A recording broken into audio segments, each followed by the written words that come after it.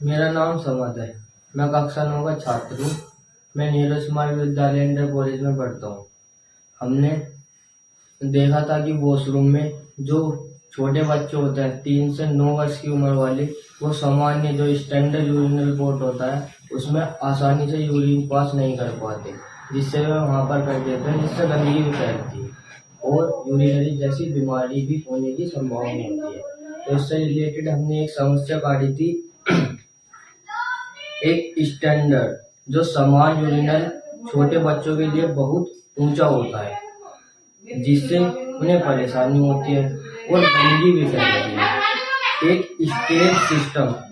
एक step urinal system इस समस्या को हल करता है। विचार: स्टेप यूरिनल सिस्टम यह एक स्थायी और सबसे सुरक्षित विकल्प है, खासकर नए स्कूलों के निर्माण या नवीनीकरण के लिए।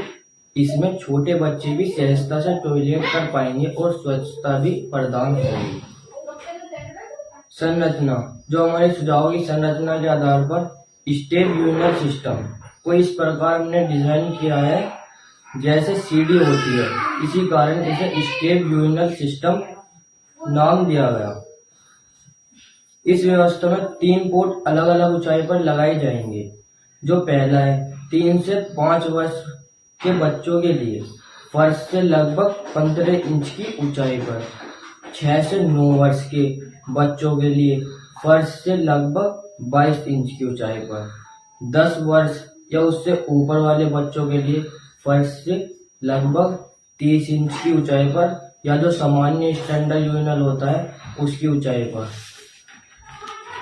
जिस प्रकार हमने चित्र में दिखाया है, चित्र के अनुसार ये 3 पोर्ट हम लगाएंगे।